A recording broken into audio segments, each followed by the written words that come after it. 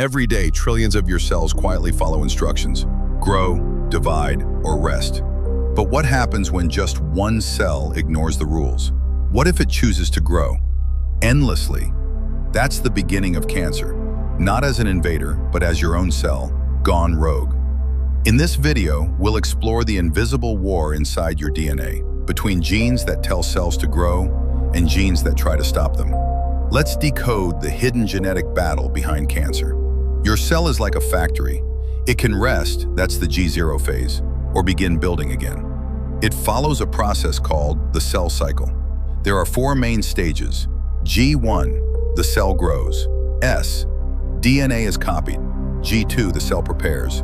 M, the cell divides into two. Just like factories, cells have checkpoints, quality control stations that catch problems. But if those checkpoints fail, faulty cells can slip through. That's where cancer begins. Cells move through the cycle using two special proteins, cyclins and CDKs, cyclin-dependent kinases. Think of them as engines and keys. No cyclins, no movement. CDK4 and cyclin D help pass G1. CDK2 and cyclin E move the cell into S phase. CDK1 and cyclin B prepare for division. Too little cyclin, the cell stalls. Too much, it grows out of control. So how does the balance tip? Through mutations, small or large changes in your DNA. One letter might change, a point mutation. A gene might be copied too many times. Amplification. Segments might shuffle. Rearrangements. Even chemical tags can switch genes on or off. Epigenetics. One mutation might not be enough.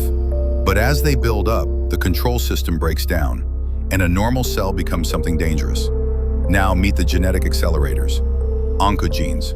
These are growth genes gone rogue. They don't nudge the cell forward, they slam on the gas. Take the RAS gene. Normally it only activates with a growth signal, but a mutated RAS gene, it's always on, flooding the cell with commands to divide. Another example, the MYC gene. It controls growth and survival, but when mutated, it supercharges the cell, making it divide more, live longer, and resist dying. Not all genes tell cells to grow. Some tell them to stop. These are tumor suppressor genes, and they act like brakes. The most famous, P53, the guardian of the genome.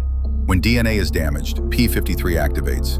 It halts the cell cycle with P21, repairs the DNA, or, if needed, triggers cell death, apoptosis.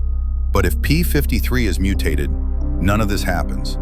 The cell doesn't stop, it doesn't repair, it just keeps dividing, with broken code. In 2013, actress Angelina Jolie chose a preventative double mastectomy. She carried a mutated BRCA1 gene, another tumor suppressor. Her cancer risk? 87%. That bold decision likely saved her life. But here's the good news.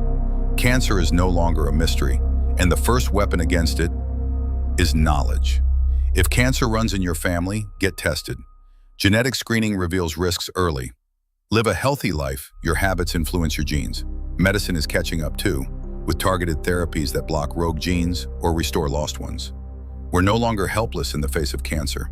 We're learning its language, gene by gene. Cancer doesn't start with an invader. It starts with one of your own cells breaking the rules. But the more we understand, the better we can detect, prevent, and treat this disease. If this helped you understand what cancer really is, share this video. Let others know the battle is inside. The defense starts with awareness.